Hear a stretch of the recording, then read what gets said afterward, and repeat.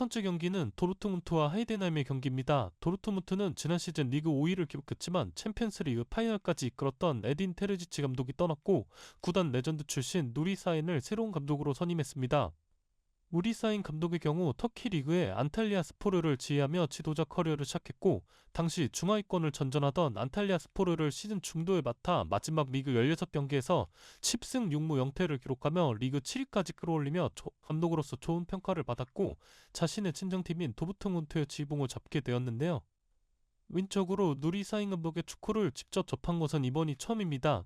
도르트문트가 현재까지 분데스리가에서 치른 두 경기를 얼추 봤는데 상당히 공격적인 전술 운영을 보이는 감독이었고 특히 높은 수비 라인과 전방부터 매우 강한 프레싱을 가져가는 것이 특징인데 이 전술의 장점과 단점은 명확해 보였습니다. 프리시즌에는 백도 기반의 포메이션에 빌드업 상황, 수비형 미드필더를 아래로 오열인 변형 백스리 포메이션 형태를 보였지만 수비에 대한 약점으로 정규 시즌에서 백스리 포메이션을 사용하는 모습이고 웨스트햄으로 떠난 필코르크의 공백을 폴스나인 전술로 대체하는 모습입니다. 과이노 키튼스나 도니엘 말런, 카림 아데에미, 율리안 브란트 등 좋은 공격 자원이 워낙 질비한 도르트문트이기 때문에 그에 따른 공격에서 포텐셜은 좋아 보였지만 앞서 말한 높은 수비 라인과 강한 압박으로 인해 생기는 넓어진 뒷공간에 대한 부분은 약점으로 느껴졌고 현재 니코 슬로터백이 직전 경기 다이렉트 퇴장으로 출전 징계인 것은 이번 경기 변수라고 생각됩니다. 하이덴하임은 지난 시즌 분데스리가로 승격하여 리그 8위라는 놀라운 성적을 기록했고 승격팀이 승격 첫 시즌에서 유럽 대항전 진출권을 따낸 부분은 정말 경이로운 성적입니다. 개인적으로 지난 시즌 분데스리가에서 알론소의 레버쿠젠만큼이나 흥미로웠던 팀이 바로 프랭크 슈미트 감독의 하이덴하임이었는데요. 소위 4대 리그라고 불리는 리그에서 프리미어 리그를 제외한다면 나머지 리그들에선 하위권 팀들, 특히 승격팀이 이적 시장에서 많은 돈을 쓰기란 어렵습니다. 특히나 분데스리가는 리그 방침이 있기 때문에 아무리 돈 많은 구단주를 만나도 곧바로 많은 돈을 사용할 수는 없죠. 하지만 하이덴하임은 순전히 프랑크 슈미트 감독의 역량으로 이뤄낸 성적인데요. 가장 큰 전술점의 특징은 낮은 점유율과 다이렉트한 전개, 그리고 최전방의 제공권이나 병합 능력이 뛰어난 원톱을 활용하는 공격 패턴을 자주 보입니다. 지난 시즌 194cm 피지컬의 리그에서 12골과 3개의 도움을 기록하며 하이덴하임의 돌풍에 크게 기여한 팀 클라인디스트가 메넨글라트바흐로 이적했고 대체 자원으로 195cm의 막시밀리안 브리닉을 영입했는데 직전 아우크스부르크전에서 교체로 출전하여 데뷔골을 기록했습니다. 이번 시즌 195cm의 브리닉과 191cm의 스트라이커 마빈 피링거가 선의의 경쟁을 펼칠 것으로 보이는데 이런 장신 스트라이커들을 선호하는 것만 봐도 프랑크 슈미트 감독이 어떤 축구를 하려고 하는지 충분히 알 수 있는 대목입니다. 지난 시즌 두 팀의 리그 맞대결은 두 경기에서 모두 무승부가 나왔습니다. 도르트문트 원정에서는 15분 만에 2실점을 기록했었지만 후반전 두 골을 연달아 넣는 저력을 보여주며 무승부를 기록했던 하이덴하임이죠. 하이덴하임이 지난 시즌 홈에서 특히 강한 눈물을 보여왔는데 특히 패싱 플레이를 하는 팀에게 강한 모습을 보여줬습니다. 지난 시즌 무패 우승을 달성한 그 대단했던 알론소 감독의 레버쿠젠도 하이덴하임 원정에서 매우 고전했었고 바이에른 뮌헨은 심지어 졌을 겁니다. 하이덴하임이 홈에서 강한 이유는 이건 제 뇌피셜이긴 한데 하이덴하임의 홈구장의 잔디 상태가 매우 좋지 않다는 느낌 받았습니다. 경기를 보면 파인 부분도 많이 보였고 공을 굴려서 패스를 할 때 퐁퐁 피는 느낌이 들었어요. 그렇기 때문에 패싱 플레이를 하는 팀들에겐 페널티라 느껴졌고 반대로 다이렉트한 전개를 선호하는 하이덴하임에게는 크게 상관이 없는 부분이었죠.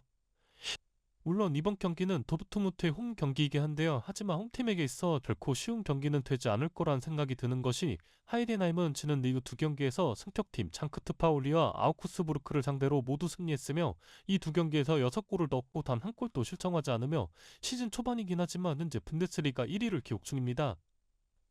도르트문트가 초기 1.3 후반대에 배당해서 1.4까지 배당이 상승한 흐름인데 제 생각도 비슷합니다.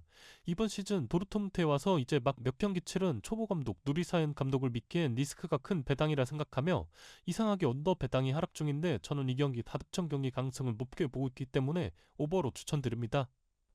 두 번째 경기는 베티스와 레가네스의 경기입니다. 베티스는 지난 시즌 리그 7위를 기록하며 아쉽긴 했지만 팀의 목표였던 유럽 대항전 진출을 이루었으며 어느덧 베티스에서 4년차 시즌을 맞이한 마누엘 펠레그리니 감독이 이번 시즌에도 베티스를 지휘합니다.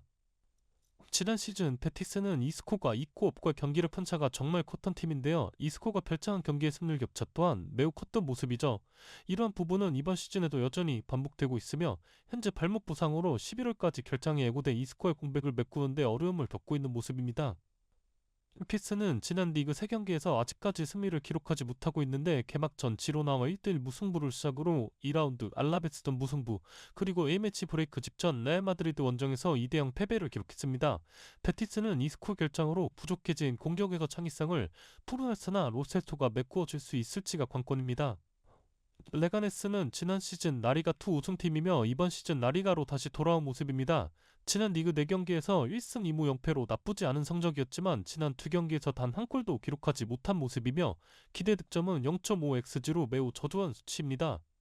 지난 리그 4경기에서 평균 점유율은 43.5%로 언더독 팀 치고는 높은 점유율을 기록한 편이지만 대부분 점유는 자신들의 진영에서 이루어지는 모습이며 공격에서 퀄리티나 창의성은 라리가 수준에서는 아쉬운 모습으로 지공과 속공 능력 모두 떨어진다고 얘기하고 싶습니다. 마누엘 페그리니 감독의 가장 큰 장점은 공격과 수비 밸런스가 상당히 좋다는 점인데요. 그 때문에 상위권 팀을 상대하던 하위권 팀을 상대하던 크게 기복이 없는 모습을 보여주고 특히 약팀들을 상대로 안정적인 경기력으로 역습에 의한 변수가 매우 적은 팀들 중에 하나입니다. 비슷한 팀으로는 루이스 가르시아 감독의 알라베스가 생각나네요. 이 매치업 배당 흐름은 베티스 쪽으로 하락하는 흐름인데 초기 1.8 후반대에서 1.7 후반대까지 배당이 하락한 모습입니다. 저 역시 같은 생각으로 지난 시즌 베티스는 홈에서 특히 3대 밖에 기록하지 않았을 정도로 좋은 모습을 보였다는 점에서 베티스의 승리로 추천드립니다.